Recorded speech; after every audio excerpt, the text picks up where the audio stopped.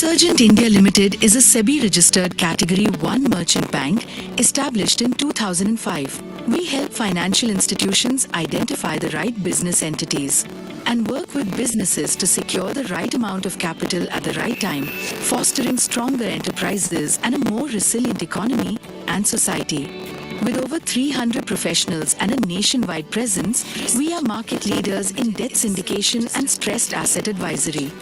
Resurgent offers a 360-degree service model, supporting businesses across their entire financial life cycle, from project appraisal, valuation, and regulatory compliance to capital raising for early and growth stage companies.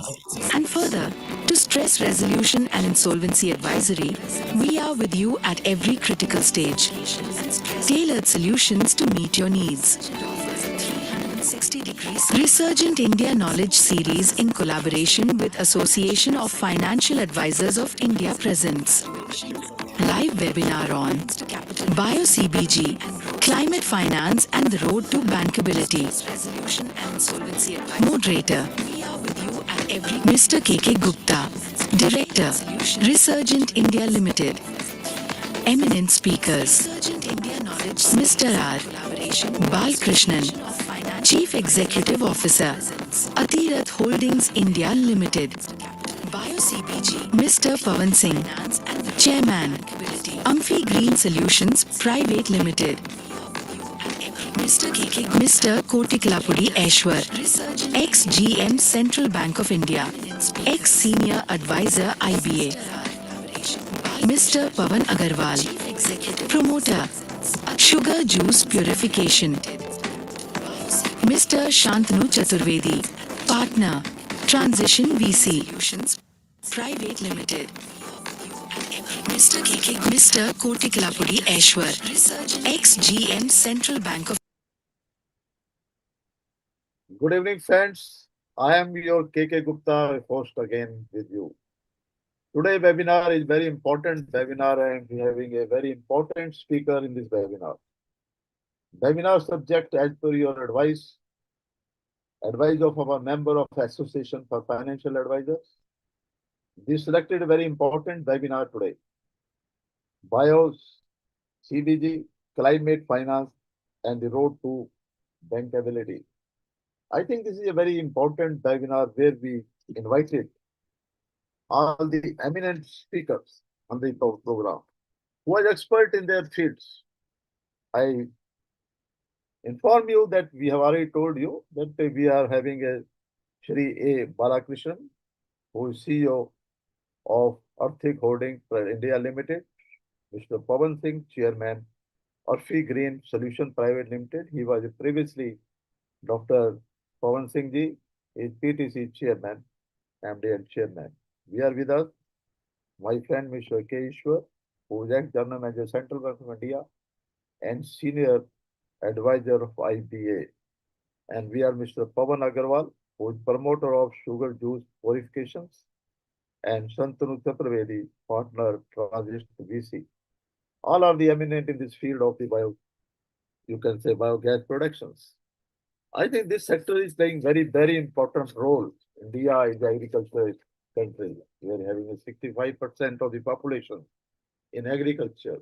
So we are a waste where at present in Punjab or Haryana or in other places are being, warned and creating an environment pollution, something like that. It is going to creating a problem for that.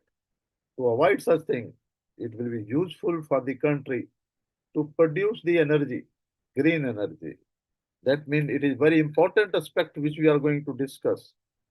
India committed net zero emissions, increasing energy demand, and sustainability alternative are also important. Bio-CBG is also important aspect for which we can produce the energy, green energy. This sector, this sector transform agriculture waste into clean energy, reduce fossils, fund import, generate rural employment, and create sustainable value chain. Today my throat is not good. I'm sorry for that. I have not taken much time. I invite respected Shri R. Balakrishnan, who is Indian Navy retired, the chairman and managing director of Earthquake Holding India Private Limited, and also Chief Executive Officer, RAP Motor India Private Limited. The distinguished defense veteran, technocrats, and entrepreneur with over 3 decades of leadership experience spanning defense services, infrastructure, modernization, and renewable energy. He is a man of affairs who is setting up a big unit, about 50 unit, costing more than 8,000 crore rupees in Andhra Pradesh. And he is the right person to talk to us. What are difficulty in we says to set up such units? And what is his vision? Why he want to form a navy from either bureaucrat or technocrat? He switch over to this industry. And what is beneficial for the country, for his state to have a climate change? So I hand over to him, Mr. Bala Krishnan sir, to give his thought on this subject. So that what is the necessity for India to this have a Bio-CBG? What is the necessity for that? Whether we are economic growth will be there, what will be happened after setting up such industry? Because I understand that Reliance industry already set up some unit in Andhra Pradesh, and they are going a big way. Even other units, small unit also coming in a big way. It is beneficial for our entrepreneur who is listening to you. We are more than 400 entrepreneurs who are our member of the association. Besides the research in India, so we have conducted more than 275 webinars under the fields of different fields. Whether you talk of the SME sector, restructuring, your credit appraisal, different subject as per the demand of our entrepreneur, we conducted such webinars in a different fields. Now this webinar, I think, to be very useful because the recording may be sent to the ministry and to Reserve Bank of India also, to the association, other chambers also. So this webinar proved to be very beneficial for entrepreneurs and for the industry as a whole. So I will not take much time for that. I am requesting Sri R. Balakrishnan sir to give his thought on this subject. I hand over to Mr. Balakrishnan sir. Please. Thanks, Gupta sir, for the nice welcome. Just a two-line introduction about me. Atirath Holding is a company setting up 25 CBG units in Telangana and a similar number in Andhra Pradesh. We have signed MOUs with both the state governments, trying to establish the CBG units, 20 tons per day capacity each, with an investment of something like 8,000 crores. But after having started the journey almost a year back, we are here, we have seen so much of difficulties, but the road ahead and the support from the government is also equally good. But the difficulties, the challenges, I'm here just to talk first to the entrepreneurs first. I will give a brief about what are the options available more on the climate finance perspective. Bankability wise, the project is highly bankable because of the buyback agreement which SATAT is providing. That single thing, if the promoters are good, buyback agreement is in place and the equity is in place, by and large, the bank says welcome. But when we go deeper, after you submit the DPR, they want something called a feedstock security. Feedstock security means you have to talk about some 500, 600 acres of land which you have to enter into an agreement with on a lease basis with the concerned farmer. Now, this lease, your finance is not tied up, but if a firm lease agreement is required, the lease deposit, everything has to start. Now it's a question of chicken first or egg first. But there are places where we have tied up on the leases and we are paying the lease, but because of financial closure still not happening, we are having difficulties paying the lease on one side. Now, second is the proven technology. There are too many people in this industry who just know what is CBG. They talk about credibility and technology and German technology. But that is a difficulty in filtering who the right people are. SATAT has given some names, but anyway, it is something we have to be very careful about. The bank is looking at stable revenues, the execution capability, who are the people behind, and the promoter commitment in the form of 25 and 30% of the equity being brought in. We have been trying to represent to bring this down to 20%. Anyway, that's a fight which is going on. So I will little shift to the new promoters who are looking at this. Apart from the banking and the RBI norms, what are the other climate finance opportunities that are available to a promoter who is getting into the CBG industry? Now, the minute we talk about CBG, the best part of the CBG is the ESG framework, that is environmental, social, and governance. Now, when we say environmental, the example is carbon emission, water usage, waste management, renewable energy use, pollution control, deforestation, how the company is able to handle these things. Social, again, what is the employee safety norms which the company is following, diversity, labor practices, customer privacy. Then the governance.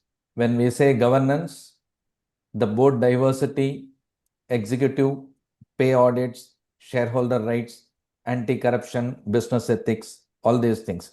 So the ESG governance is something which the banks and the financing institutions look at.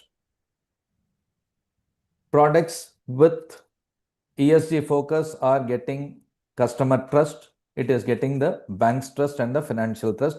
And this project perfectly fits the ESG norms. Now, in climate finance, what are the options available? The possible funding sources. One is the green bonds. I'll just name the 6 options: green bonds, ESG funds, carbon finance, multilateral agencies, sustainability linked debt, and the green deposit linked lending. These are what it is. I'll just take 2 minutes to talk about each of it and how we can approach. All these things are big names, but what is possible for us to reach. Now, what is green bonds? Green bonds are instruments you issue specifically for green projects. Investors buy the bond and you pay an interest on the bond. Now, how do you reach this? NSE BST listed bond market. Institutions like IFC, ADB, or banks like SBI, HSBC, all these things are simple, but you have to go and ask for the green bond route. And there is how the procedure is. The project has to be first certified as green. That is, use climate bonds standard or SEBI green bond guidelines. Who does this? Agencies like CARE, ICRA, DNV. That is the third party verification is to be done from these agencies. Now, Again, a merchant banker is required, like Access Capital, JM Financial, to structure and list the bond. Now, what is the CBG angle to it? You are showing the methane avoidance, CO2 reduction versus LPG. The target is 25 crore plus project size. Below that, it is not possible. So the project size obviously fits in this 25 crore plus bracket, our things. Now, what is the challenge here? It needs strong financials, credit rating, and best for 50 TPD plant, 20 to 50 TPD plants. Now, the next, ESG funds who are using it. ESG funds are given by SBI ESG fund, Kotak ESG fund, Avendus, GEF Capital, Light Rock India, these people. Now, here it is purely on the CO2 that you are avoiding. 1 TPD CPG is equal to 1000 tons of CO2 per year avoided. That is your headline. Now, the ticket size here is 5 crore to 100 crore equity. And they will take something like 25 to 30% stake. This is interesting because they are pitching in as equity holders, ESG funds. Then there's something called a carbon finance. Sir, we have a PPT, you can run that. Gupta sir. Please, Ankit, please run the PPT. Ankit.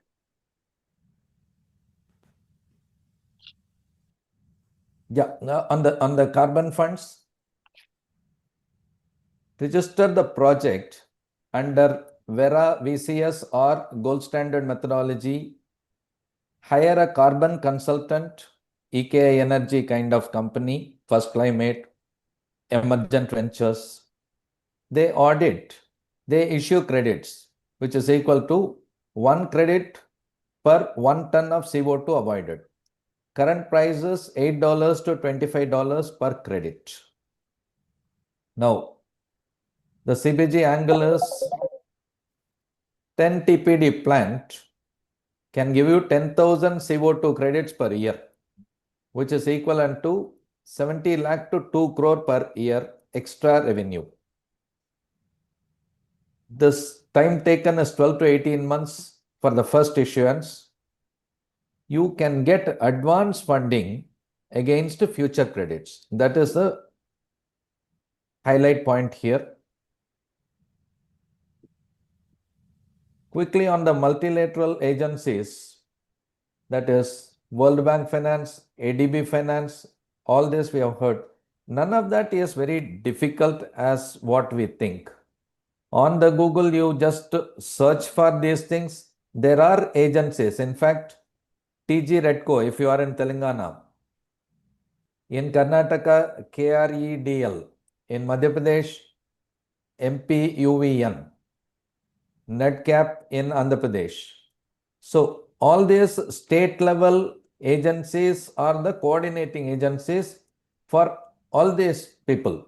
World Bank, ADB, IFC, Triple GI, UNDP, Green Climate Fund.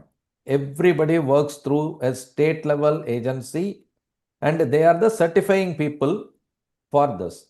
And again, the procedures are not very difficult, but you have to submit the DPR, and what they insist on is, again, the feedstock security, the offtake agreement.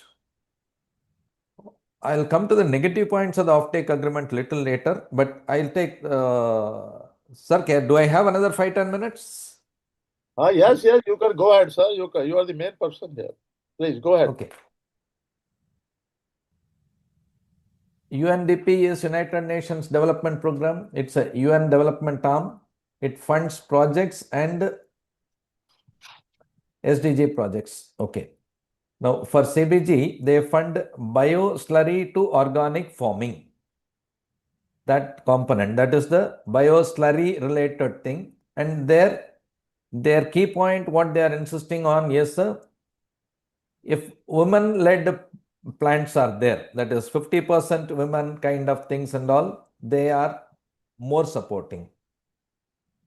GGGI is Global Green Growth Institute. It is a Korea headquartered institute. It doesn't directly lend, but it gives technical assistance and grant funding to structure the projects. They help you to get money from JCF and ADB, either in the form of grants or technical assistance.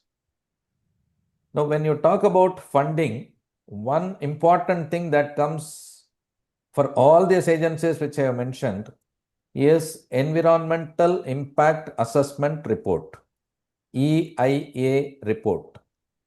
This is something which we have to be prepared when we approach to any of these plants. Now, I'll just brief what is this EIA report. It's a detailed study report that answers, will our CBG plant harm the environment? So, what it covers is air. Will your plant emit H2S odor? How will you control it? Water. Where will the digestate water go? A ZLD plan, groundwater impact. Again, soil, effect of bioslurry on the farmland. Noise, traffic and trucks bringing feedstock and taking the finished product.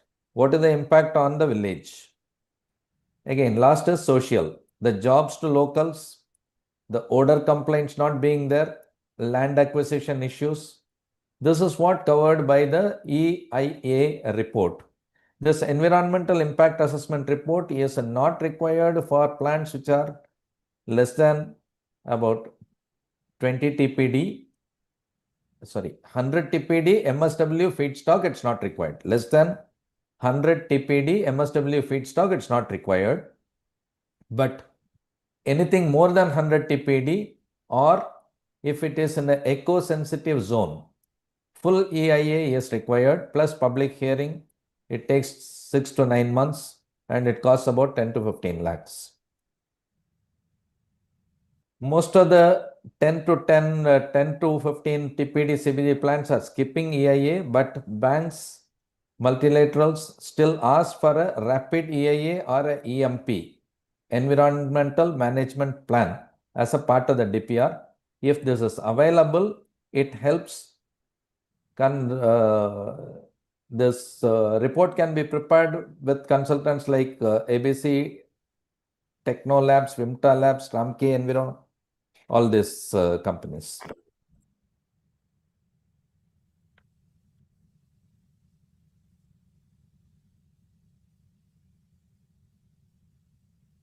Now, I will, while these are the funds that are available, I'll just highlight some difficulties which we are really facing. Gupta Sahab, I want you to understand this more clearly. Sir. Now, Andhra Pradesh, for example, has named Prakasham district as a nodal district for CBG plants. They have made nodal districts for, say, Vizag has been named IT district. Like that, nodal districts have been created for each product. CBG is Prakasham district. But when such a important district they have named, when we go to the city gas distributor, he says that I am not in any position to sign any LOIs. You go do what you want. You can complain anywhere. Because his position is he has excess supply in that particular district. Now, what the government needs to understand is, it is like CBG grid is available in the country similar to electricity grid. In electricity grid, you can generate electricity anywhere and you can use electricity anywhere by paying the wheeling charges. Such a system is not available in the compressed biogas space. Though we say we have a grid, sir, we proudly say we have a grid, but this grid is of no use because the city gas distributor says I cannot pump the gas into the grid, which means in Prakasham district, his requirement is only 20 TPD. One single unit can supply that 20 TPD. He says my next 2-year requirement itself is 20 TPD. So today's requirement is less than 10 TPD. He says 2-year requirement could be 20 TPD. Now, if you are producing 5 units and giving me 100 TPD, there is nothing I can do. And I have already signed half a dozen LOIs. I cannot sign any more LOI. So all the promoters kindly, when you get the land, don't be over optimistic that the LOI will come.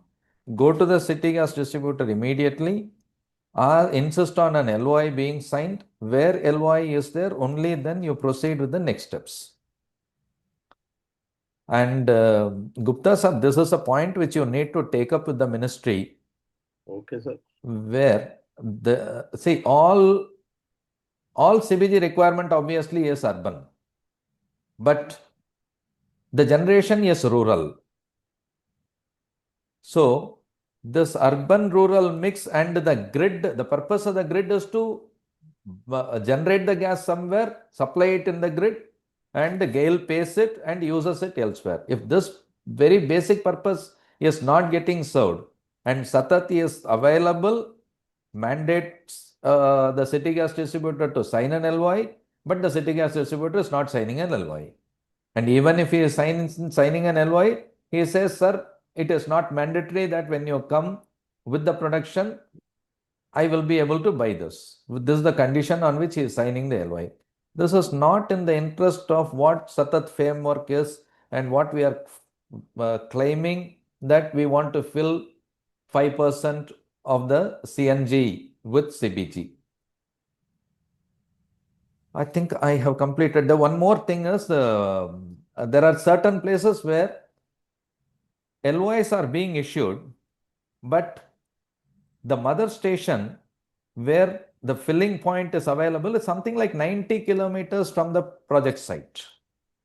Now, 90 kilometers and all, more than anything more than about 30, 40 kilometers travel of a cascade is waste. We will not be able to make any money there. At 90 kilometers, that means the pipeline infrastructure is not developed at all, and GAIL is not doing anything to develop this. These are all, Gupta ji, you have to take it up very seriously at the highest levels. Without this, this industry will have toughest challenges.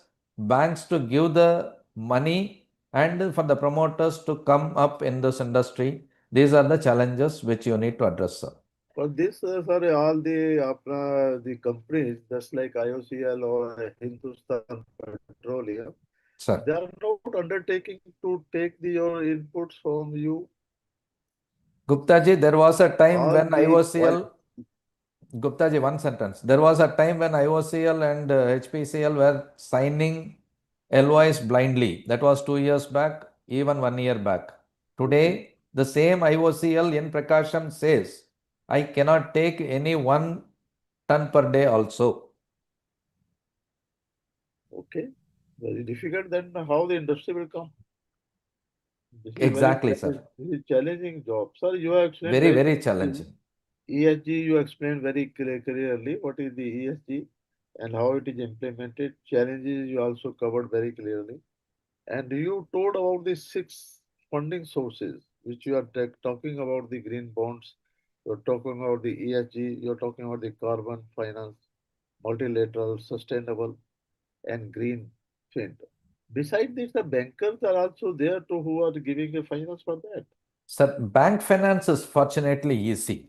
While we are talking about climate finance, since you underlined in your heading climate finance, I went little on the climate finance for people to understand what it is, but which is fairly difficult. But fortunately, national banks financing is easier. The little challenge there is they are talking about 70% debt and 30% equity, which for larger projects, the equity becomes a higher number. That is one challenge which we have. Otherwise, if the promoter team has experience and they are proven with the credibility as being good and industry experience is available, preferably agriculture related industry experience is available, and if the margin money is available, they are not looking at anything more than that. Technology. Their requirement is margin money. And what about the DFI? DFI also helping the green energy, no? Yes, sir. Yes, you are right. All just like your IRDA, you're talking about IRDA, you're talking about the IRDA is doing well, yes. IFCLs. All people are, they are financing for that, no, sir? So any advice to your our entrepreneur, sir, because you are new entrepreneur, any advice from your side to my new entrepreneur who may interested to start the business? Any advice from your side? It is beneficial, I will. or you can say this I is have some grass is advices, coming sir. with a big bay, I Nippon glass, and their period is just like a sugar cane. Sir, on the feedstock, don't go much overboard depending on the farmers around. Today, such big companies like Reliance is having feedstock challenge in AP. What they estimated 600 acres, they are able to get about 300 acres. So the plants are functioning at half the efficiency today because of feedstock challenges. So very small units like 5 tons kind of units also are not viable, but very large capacities like 20 tons and above are also not advisable. Something around 10-12 tons will be the right number. So go cautiously, and feedstock also go in a 2-3 pronged approach. One is you take the land around on a lease and let your employees grow the napier. This is one part. The second is give it to contract farming and let a contractor supply you the napier, which will be 33% of your napier requirement. And the third is the sugarcane formula. Allow the farmer to cultivate, you give the seed and you buy back. If you have all the three approaches, then you are better off not depending on any one thing.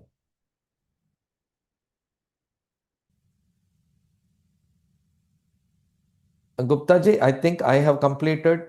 My advice is feedstock, take care. In the bankability, more look for LOI before you do anything else, because there are many people who have taken LOIs and not started the units, and that is costing us now. So the more number of LOIs that has been issued, that's having a serious challenges in real promoters who are coming up with the industries at this point of time. Thanks, Gupta ji. Let Ishwar is waiting. Let him take over.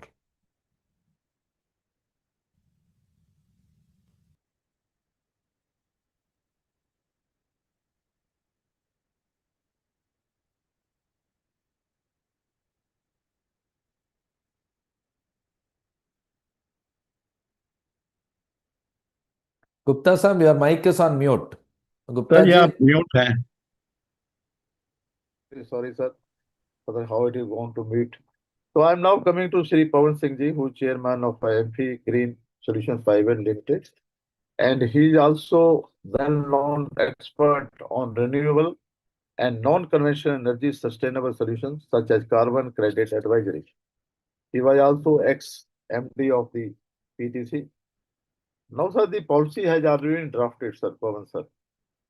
So, where you feel that developers are still facing some gap? Have any view on that aspect, sir? Policy is very clear. If a CBG policy you see that are already in place, any developer, just like the Bala sir are telling, so many difficulties they are facing. Any gap is there in the policy, sir, Pawan sir? Because you are the expert in the field. Yeah. So thank you, Mr. Balakrishnan, and thank you, Mr. Gupta. for giving me this opportunity. See, policy, in fact, government has gone little two-step forward to make changes in the policy. Mr. Pawan Agarwal, who is co-speaker with me today, remember when I was in PFS, he came to me for funding. That time, this CBG funding or biogas funding was not very popular with the banks and financial issues, much better than what it was at that time. So he came to me for funding the CBG projects along with the Indian Oil very senior executive. And when I looked at it, that time they used to have memorandum of understanding with off-taker. So we said that nobody will take MOU if you have no banks is going to finance it, unless there's a revenue certainty for 15, 20 years. No banker is going to touch this kind of a project with only MOU being available. So he took up this matter through IBA and so on. And then later on, government came with, now this LOI and agreement is being done. And the prices are well determined in advance. So we suggested the model of power purchase agreement in the CBG purchase agreement, which was accepted. So that's a big milestone.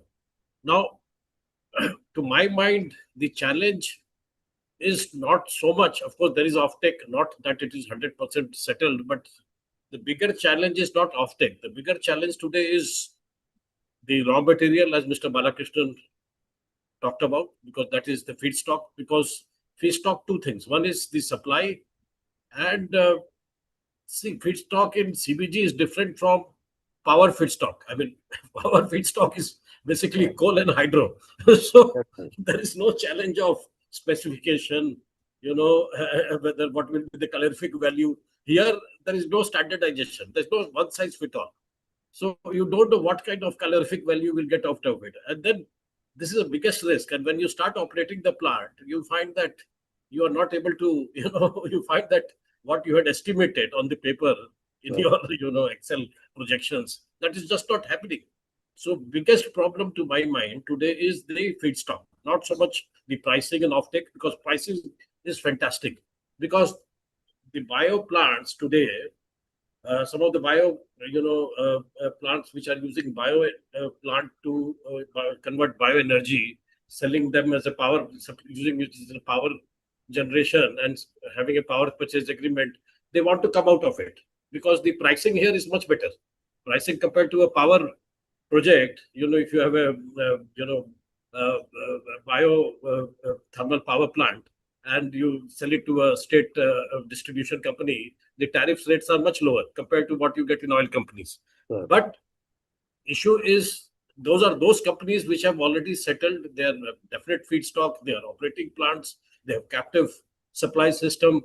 So for them it is easy, but for newcomer, the major challenge is this. So this is an area which will take time to settle. I mean, this is a big risk involved.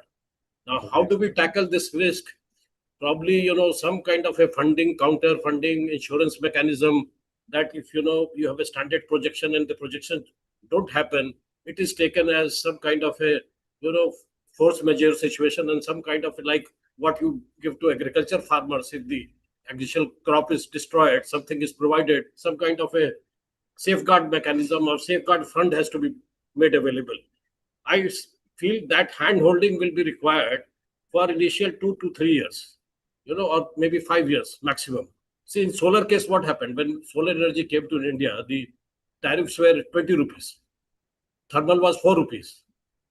Now, since you did hand holding at that point in time, viability gap funding and all that we provided, you built up capacities. When you built up capacities, you took away the uncertainties. Now, today, the solar tariffs is cheaper than your conventional tariff. So this kind of hand holding is required from the government. And this is the very, very specific measure which is required to be taken from the government side to, if they really want to promote CBG in India. Otherwise, see, I was just looking at statistics. We only have 350. I mean, India is agriculture, I mean, the agriculture residue is not an issue in India. In fact, disposal of agriculture residue is a problem. Waste is not an issue in India. Disposal of waste is a problem in India. But you are not able to tap that. You are not able to attract it. You don't have streamlined mechanism. So you have to have a very strong logistic support to, enable that feedstock or whatever, the asymmetry in the market which is there. That has to be tackled in a big way. And for that, government has to come with a very strong hand-holding mechanism. What kind of institutional framework, you can put it before the finance ministry. We will be happy to work. I was also in the CI committee on the clean air, and I was also the co-chair for PhD chamber for infrastructure. We'll be happy to, handhold with the government and give them advice, and other experts can also chip in. Mr. Balakrishnan is there, other people are also there, so they can chip in and give advice. But here the government, if they really want, and especially, what happened in recently, what has happened in the world economy. See, today CBG is an answer to so many of your problems. It takes care of your agriculture waste. It takes care of your pollution. It takes care of your foreign exchange. It takes care of your gas availability. So many things it is, it is taking care of city pollution. So many things it is an environmental issue. Everything is taken care of. Why government cannot have, cannot have a very strong mechanism? You have so many schemes where money is going left and right. Some of it is, giving results. Some of it is giving partial results. Some of it is giving very limited result. So this is a scheme which can do wonders. So why not, have specific schemes, specific measures which are focused, very, very focused, not general. That kind of a mechanism has to be put in place. So I feel that this is a big focus area, and I also feel that this should not be clubbed as, other renewable energy. It is a specific area. It should be taken out of renewable energy, and it should be dealt only as a CBG. Only as a CBG, not as part of the renewable. Because challenges in renewable sector, it will get totally clouded by the size of renewable energy in solar sector. It's no comparison with solar sector. The kind of investment that is happening there, kind of fund which is flowing into that sector. If you club it with solar, this will die. You don't club it with solar. You can't put Olympic runner with somebody, a boy who started just walking. You can't put him. You have to have separate separate support system altogether. Till he, but this boy has the capacity to become Olympic runner. Very important. Very important. Hand holding, that hand holding is required. This is what is important, especially. See, why I also want to come to a larger ecosystem of environment and climate change management and climate finance and carbon credits and so on, a larger ecosystem. Because see what is happening, we are approaching this from so many ways. So RBI has come with its policy, RBI guidelines on green deposits. RBI has come with guidelines for the banks and financial institutions on compliance mechanism. Now the government has come with our Indian carbon market CCTS mechanism, compliance, mandatory compliance, voluntary compliance. These two mechanisms are going to be in place from maybe first week of July and so on. So there will be a huge carbon market. So there are so many actions which are being. Then RBI has come with another circular on financial emission. The Government of India, Department of Economic Affairs has come with the policy on. It's going to come with the policy. They have floated the draft guideline and they've asked for comment on taxonomy. So now you don't have taxonomy, but RBI has already decided its own taxonomy. IBA has its own taxonomy. Rural Electrification Corporation has its own taxonomy. Which taxonomy will prevail? Can't we have a united, uniform taxonomy to define? And then, of course, that has to be linked with the carbon market. The good news for the entrepreneurs here today, which I want to, both the news, I would like to give. Good news is that this carbon CCTS system, which will start operating in India, will open a new market, altogether a new market, where there will be so many opportunities which will be available. Carbon credits will be, volumes of carbon credits will be. I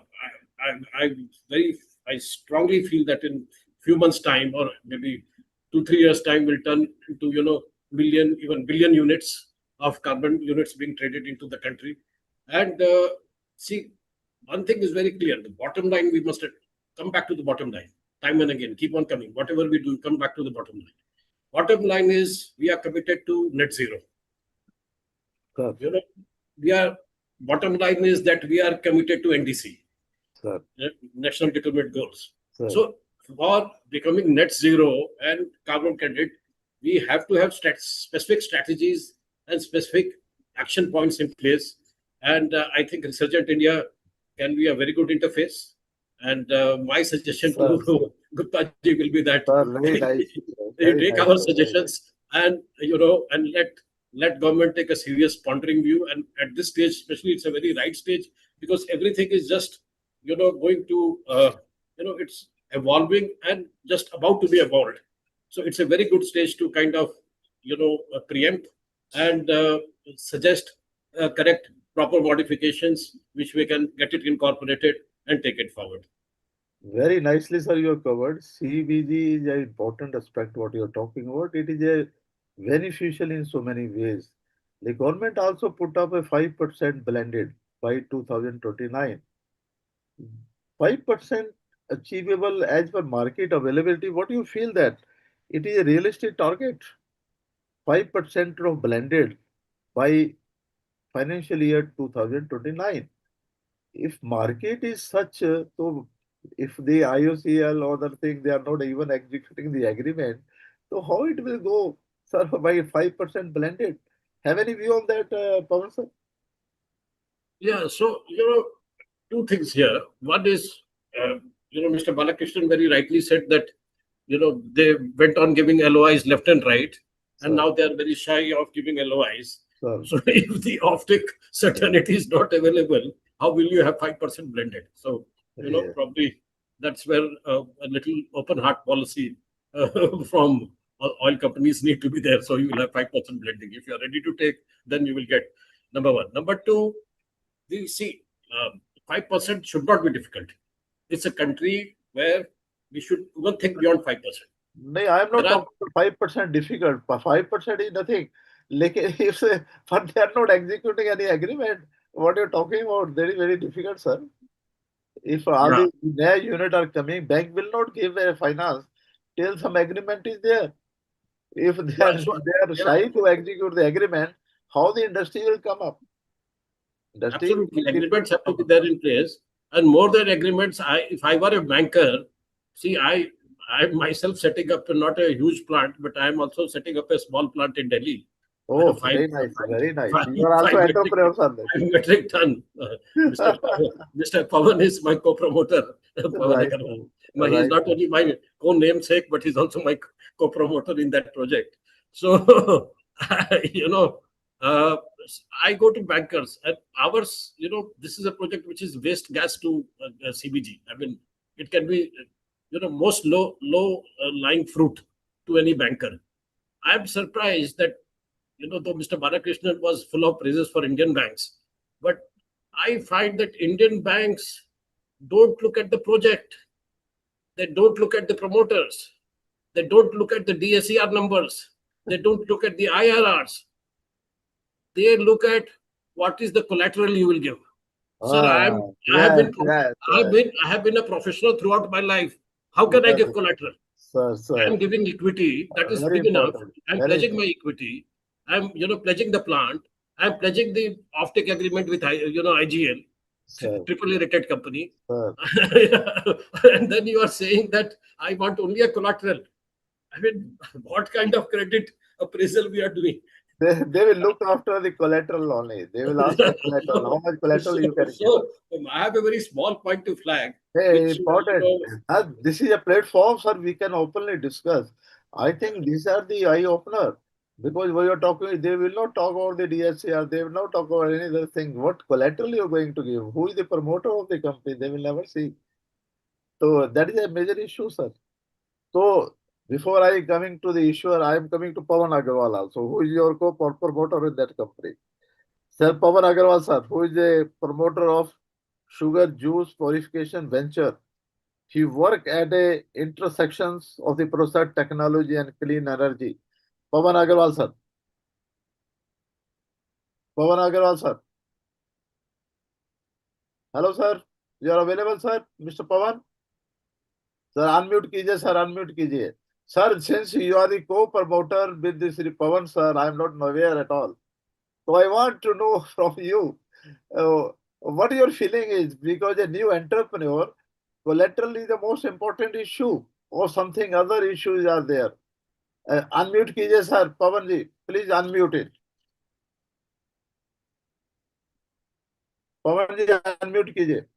I think that because you are a I was not aware that you are the co-promoter with the Can you Pawan, hear sir. me? I am hearing you, sir. Please. Yeah, it's see, I've been in this field for quite some time, and the issues that have been raised by Balakrishnan ji and Dr. Pawan are known to most.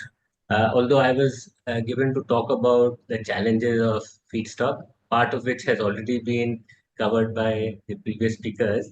Uh, I would just like to highlight specifically on the feedstock part.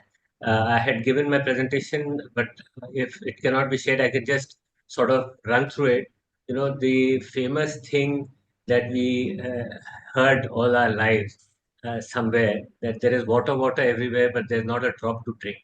And that is exactly where we are sitting in terms of the waste. It's everywhere, but you cannot get anything for you to consume in terms of probably the quality and quantity or the pricing.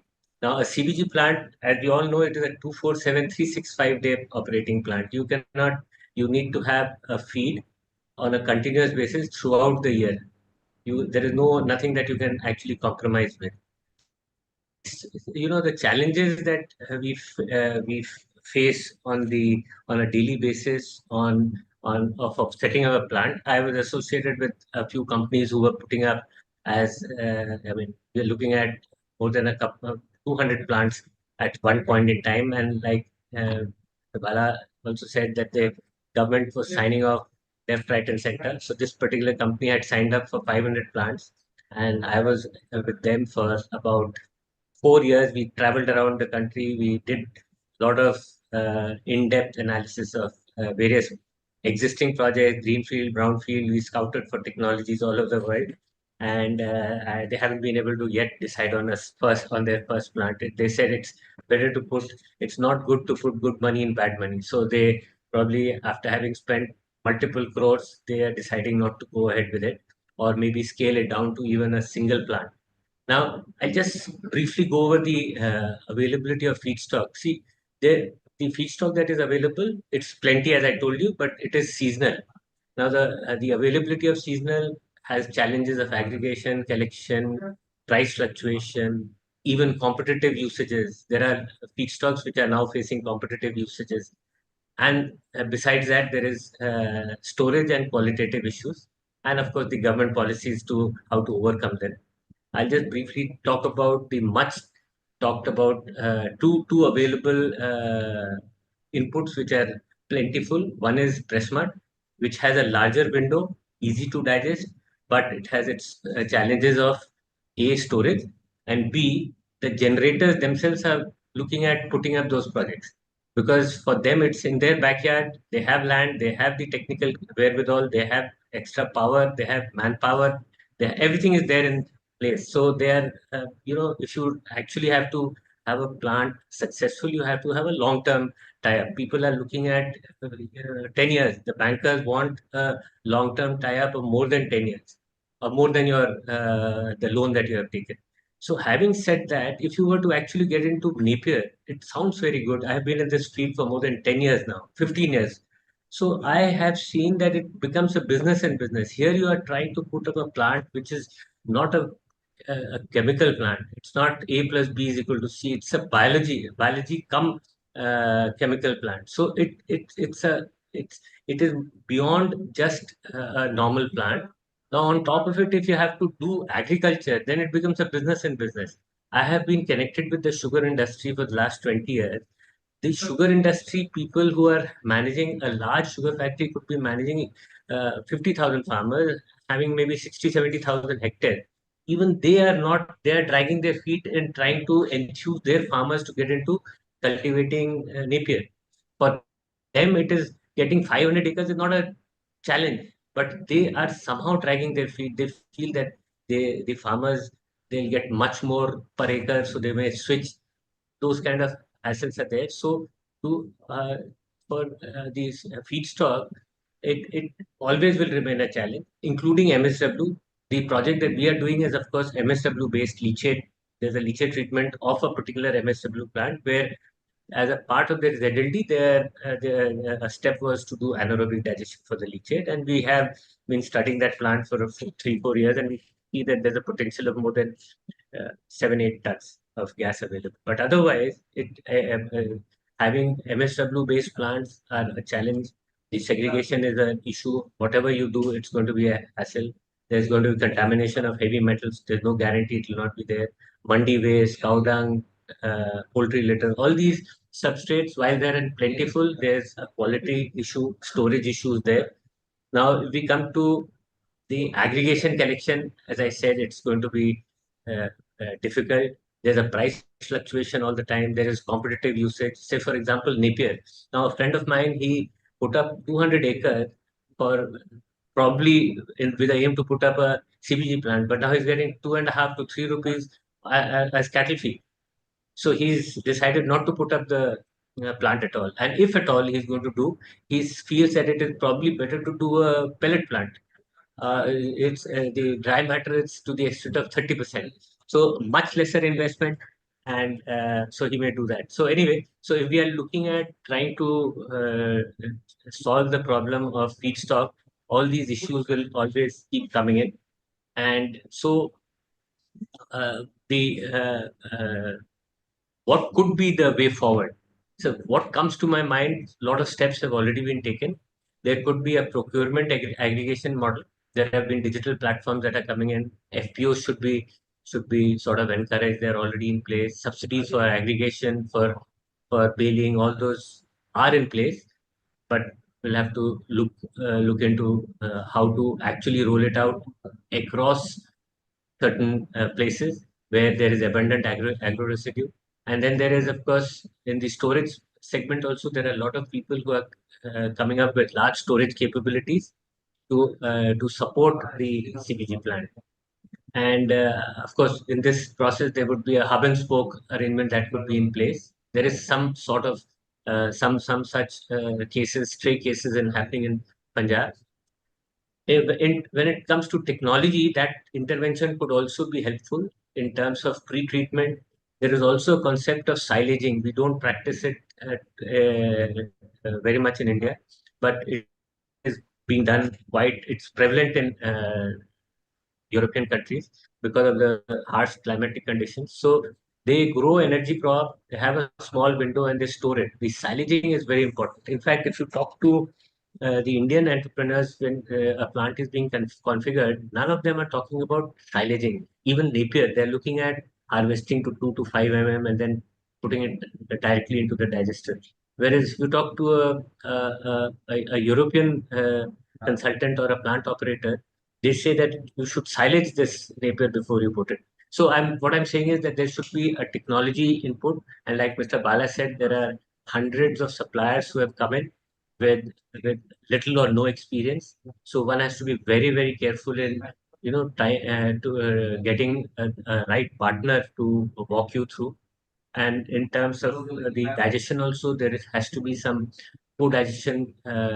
Lot of work has to be done in the co-digestion side. On the policy side, you could have, especially on the MSW, you could have something like a tipping fees, or you could, for MSW especially, because we are looking at humongous quantities of waste that is being generated. We could have the already rules in place. The MSW 2026 rules have just come in. It is just a matter of tightening the screws to ensure source segregation. If you have a source segregated waste coming in, it becomes much easier. We've been running small plants, decentralized waste management plants in Delhi. We got about 30-40 of them. And you'll believe me or not, even a small 1 TPD plant which is connected to a society, we don't get segregated waste. So that is, although the rules are in place, they need to be tweaked around not tweaked around, they need to be enforced properly. The stakeholders, including individual citizens, have to be a part of it. And of course, another big area that could come handy is the sludge treatment, the sewage sludge, which is being used in India. All large sewage treatment plants have capabilities of up to, maybe now we are doing a lot of work in Bombay. You have a 2000 meter cube of gas per hour. Those kind of plants are plentiful. Instead of they're generating power, and just because in the tender all these years it has been that the plants have to, the STPs have to generate 80% or 90% of their utilities power they have to generate themselves. It's better to allow them to draw power from the grid, green power, and let this biogas get converted into CBG, because they are in large cities where the demand is massive, the pipelines are there. Like Mr. Bala was saying that one particular district there is no demand. Even in IGL, for that matter, in Meerut and Muzaffarnagar, they have limited demand. But if you're talking about large cities where you have these STPs, they can suck in any amount. See the plant that we are putting up in Delhi, there the demand we are doing maybe 6-7 tons we'll be doing. They said unlimited demand we have. I mean, there's no end. We all know it. And the MDP line runs across the city, so there's no issue at all. So I guess everything will fall in place. There's one last thing I would like to say in this, that CBG, the price of CBG in terms of per kilocalorie or per 1,000 kilocalorie, if you get it at par with, say, ethanol, so then itself we will have all the rest of these issues get sorted out, because you have more money on your top line. So probably sheer economics will solve these problems of feedstock. So my topic was Perfect. feedstock. So I would like to talk about the financing, but yeah, as Dr. Pawan Singh was Very, saying, very, very uh, important, sir. Very important, sir. Just I want to know one question from you, because yeah, you are expert in a sugar cane. yeah. So you feel that the farmer will switch on to nipper grass because they are more beneficial than the sugar cane? See, actually, the farmers are able to get about 50 tons of cane per year. Okay. Okay. Now, at current prices, that is hardly anything if you compare it to the kind of crops that we are estimating crop yield for this Napier. Perfect. So, but the market has to be there. Fortunately, the farmers will not get into they get into sugarcane, even though there are 700 odd factories in India, because they know once they put up, once they start growing cane, the cane will be absorbed. But when it comes to Napier, they are not very sure whether the off-taker will be there or not, and vice versa. You cannot get into a long-term agreement with them. So it's a chicken and egg story. But when I spoke to the sugar mill owners, I said, why don't you put up a CBG plant? Some of them have started doing it, where in the winters when the Napier is growth is lower, you do with your press mud, and then you slowly ramp it down, and as the season gets over, you get into Napier. But it's probably going to take time. Maybe when the government increases the price of CBG, then this thing will come. Okay, thank you, sir. Thank you. I will Yeah. come back to you. Now I'm coming to K. Ishwar, who is a banker of 4 decades of experience in the area of transactions, banking, corporate credit, international banking, treasury, risk management, audit, and inspection. He's an expert in ESG, risk and sustainable finance. Mr. Ishwar, so I want to know, can you elaborate what climate risk is and how it impacts the economy? What will be climate risk and how it will affect the economy of the country? Mr. Ishwar. Thank you, Gupta ji, and thank you, Resurgent India, for giving me this opportunity to be part of this very important webinar centered around a relevant topic of climate risk and climate finance. So, as you asked, Gupta ji, climate risk in simple terms for our participants, I can describe it as an adverse changes in the climate causing potential environmental harm due to extreme weather events.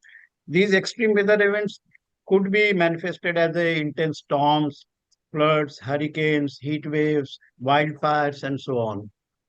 We are also seeing, the prolonged summer. We are seeing summer heat, which we never witnessed earlier. And the offshoot of it is also seen in melting of the ice, rising of the sea level, prolonged droughts. So these are some of the offshoots. So the primary cause of these changes in climate, one would you like to know about what would be the primary cause? The answer is obviously the global warming. There is an unprecedented increase in the temperature of the Earth's surface, particularly in the last 150 years. I say 150 years because post pre-industrial period, say 1850 onwards. Uh, you will be surprised that 11 out of the 15 warmest years in the last 100 years were from 2007 onwards.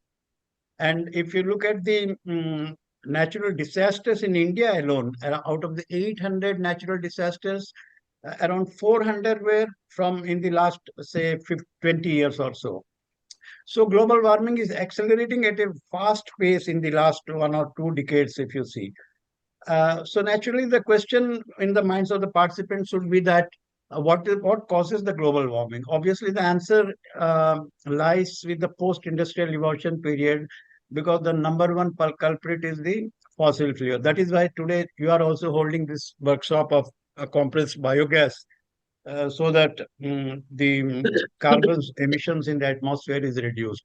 So the number one culprit is fossil fuel, coal, oil, petroleum, gas. These are the largest contributor of the global warming. About 70% of the global greenhouse gases, carbon emissions, come from the use of the fossil fuel. And these gases get trapped in the environment and are responsible by and large for the global warming. So obviously, the burning fossil fuel to produce electricity by thermal plants, only 1/3 is, as of now, is generated from the renewable energy. So that is the situation now. Then you have the manufacturing and industry, cement, iron, steel, plastic, textile, food processing, everything emit greenhouse gases. Carbon footprints are there. Cutting down forest absorb the carbon dioxide. Transportation, sea, surface, air, they all run on fossil fuel. So how it impacts economy, the second question you asked me. A, it has a physical risk, because climate risk threatens and impacts the entire ecosystem, livelihood, and economies. So it impacts the financial sector in two ways. One is the physical risk, damage to the physical assets, floods.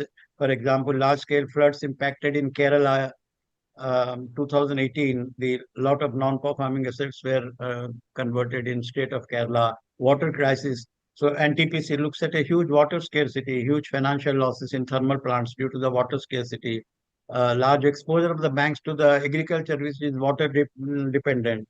Then the biggest risk I feel is the transition risk. How do we transit from this fossil fuel based energy to the renewable energy? That's a lot of transition risk is there. In the intervening period, there could be large cash flow implications for, say, NTPC, Coal India, Indian Railways, who are mainly dependent on this fossil fuel-based energy.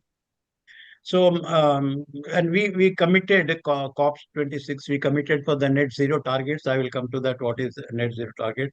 So essentially, more than 50% of the commercial bank credit is dependent on the nature and ecosystem, be it agriculture, power, textile, food processing, transport operator, everything is dependent on this. So then what is the institutionalized initiatives taken to contain this global warming and the mitigate climate risk? RBI is doing on their part, but what the global initiatives are happening.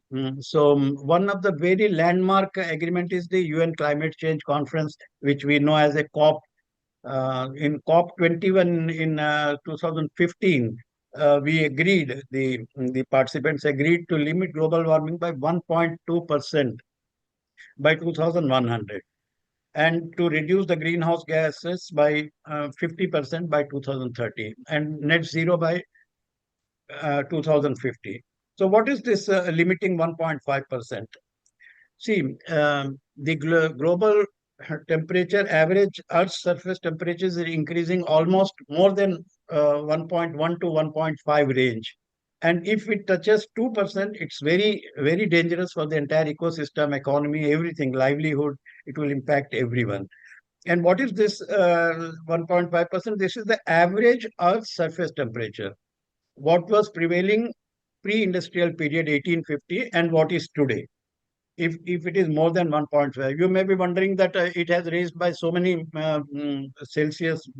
degrees Celsius in India. What is this 1.5? Because this is a global average. You have the Antarctica, you have the where the temperature is Arctic Circle where the temperature is -60, and you have the other places. So the global average is what is calculated here, and that should not increase more than 1.5 degrees for the global warming, and that will help. So India has committed to reduce its fossil fuel based energy to 50%, which we are already reaching that because of the thanks to the solar energy, thanks to the wind energy, and thanks to this bio fuel.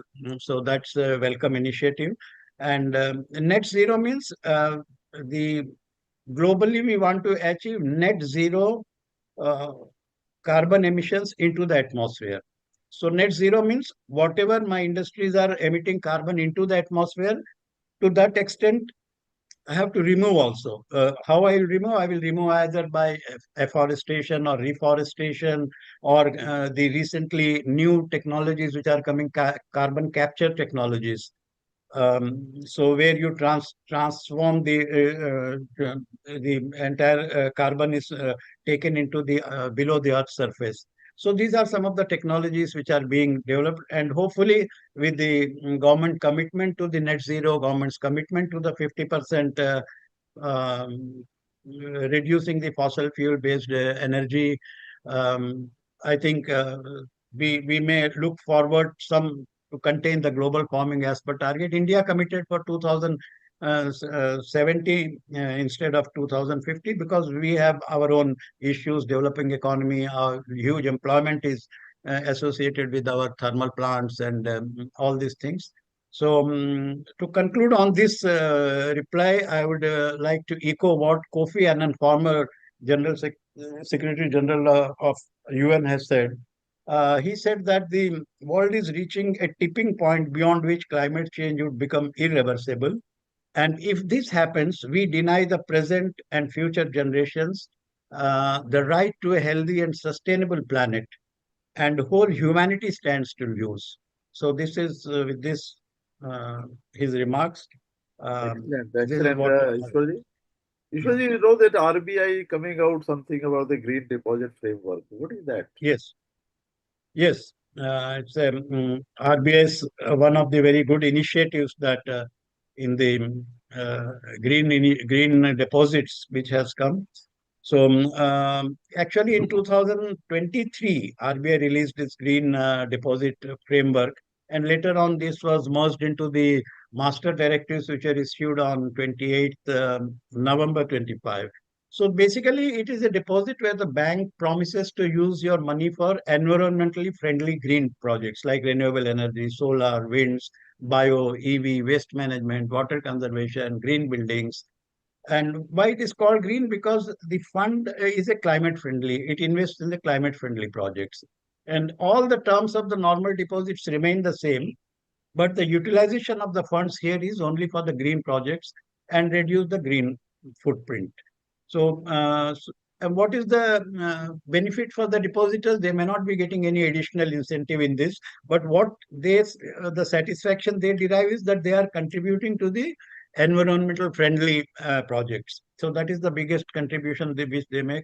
SBI has come out with SBI Green Rupee Term Deposit. Bank of India has come out with Harit Jama Yojana, Canara Bank Green Deposits.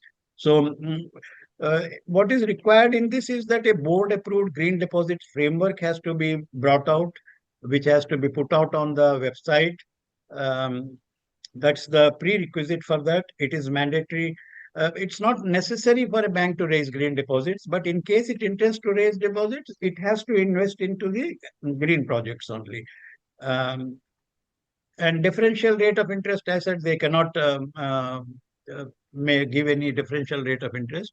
They have to put the board approved financial framework in on their website. that will cover eligible green activities, the projects, the process of the project evaluation, the allocation of the proceeds. And in the interim period up to 1 year, they are also allowed to keep in high quality liquid assets if the projects are not finalized or investment is not made. What is very important is that external review. Bank has to carry out an external review of their financial framework. A copy of that will be made available on that website.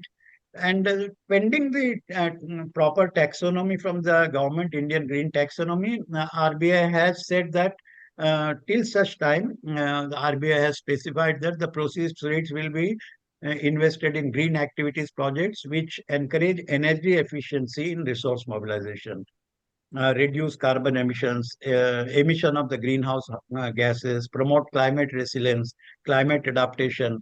So these are the activities which RBI has detailed in their master directives. And the third party verification for use of the proceeds and the policies and internal controls. And one of the very important thing is that impact assessment.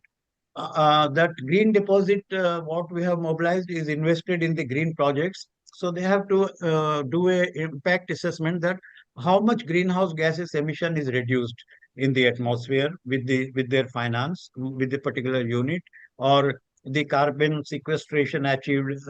So that is very important that the impact assessment bank has to also disclose on their website. So these are some of the important provisions of the green deposit framework. Thank you, Mr. Ishwar. Thank you, Ishwar. Mr. Shantru Chaturvedi, I think he left. Shantru Chaturvedi, sir, you are available? Chaturvedi, sir. I think he left it, like, because we are overstretched time. Now I'm coming to one question is there. If anybody can reply on that question. This is Tanuj Gupta. Some promoter have obtained LOI from OMC. What finding challenges is the bank borrowing, as the existing experience is not in line with the CBG. They see the big execution risk. What is the mitigants? Anybody can reply on this question? Ishwar, whether it possible for you to reply? Yeah, Gupta ji, many of the participants have already discussed about the difficulties in the getting LOI and then other issues related to. So obviously, see, these are the new technologies which are emerging, and bankers will have some apprehension about these projects unless they are very much convinced about the cash flow. So what I feel that, well, I appreciate the concern of the participant who has questioned this, that there are issues of the collaterals which banks demand, but there are some compulsive reasons that when bankers demand the collaterals, but nonetheless, the issues around the CBG needs to be sorted out as we discussed that, like the instances of the Andhra Pradesh we were seeing.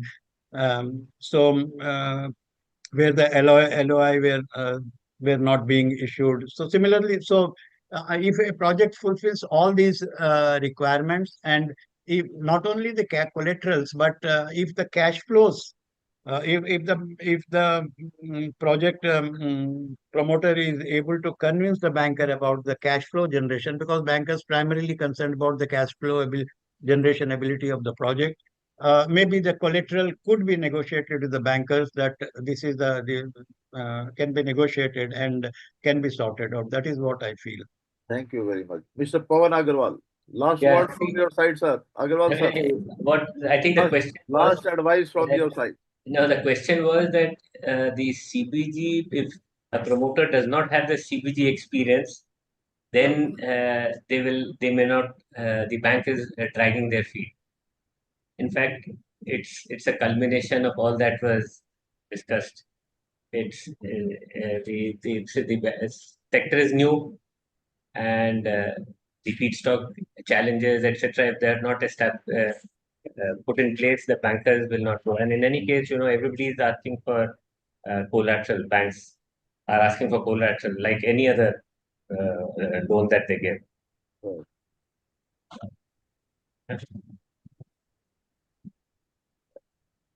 Mr. Pawan Agarwal.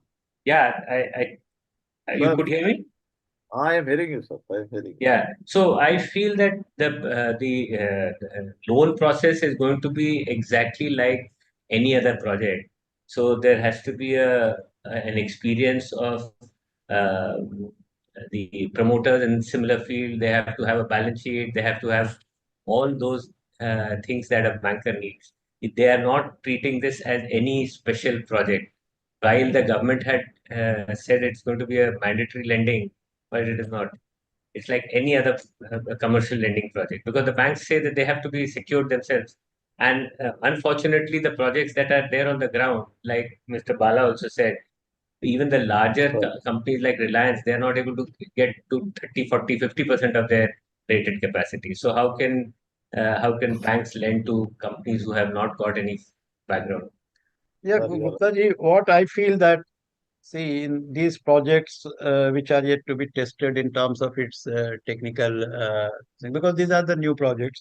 So what I feel the solution lies in one, the viability gap funding from the government. Government should definitely consider, because considering the importance of the green finance, there should be fiscal incentives.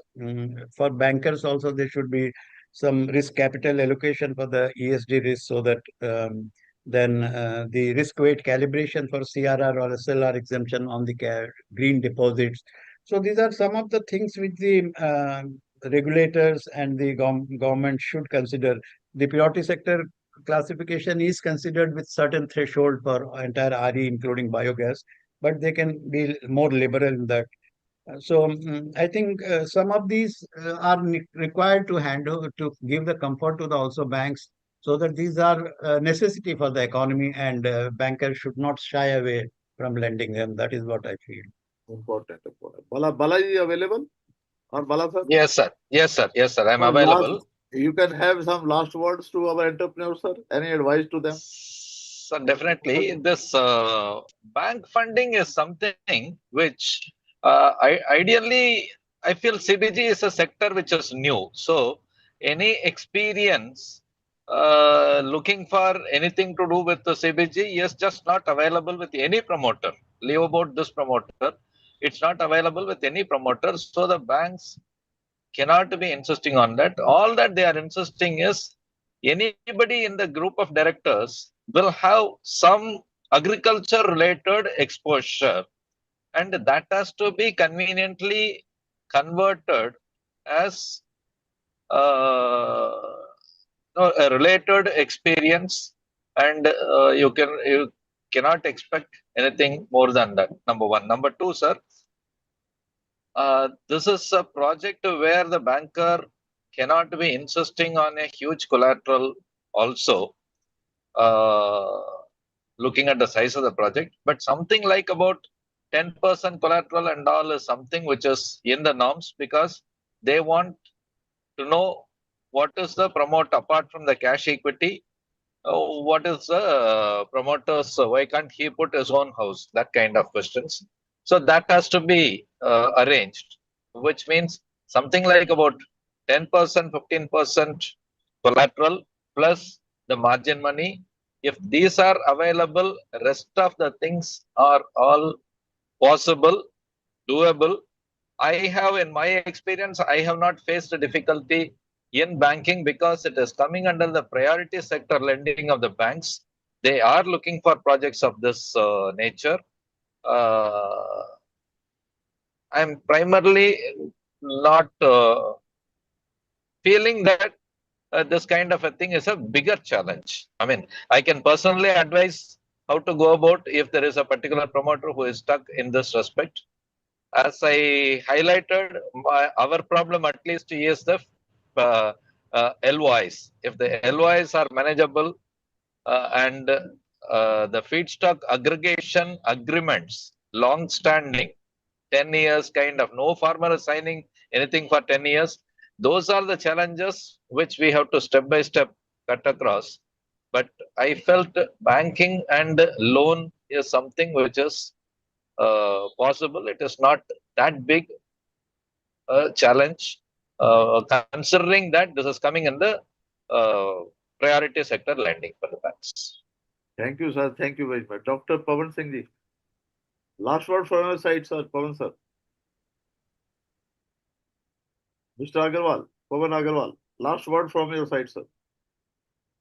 Pawan ji, last word from No, your side. Any advice? just what Mr. Bala said.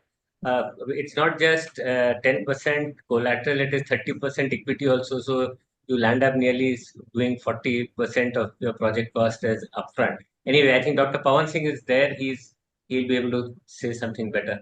Sir, Pawan ji. So, in fact, we sum up the entire discussion today.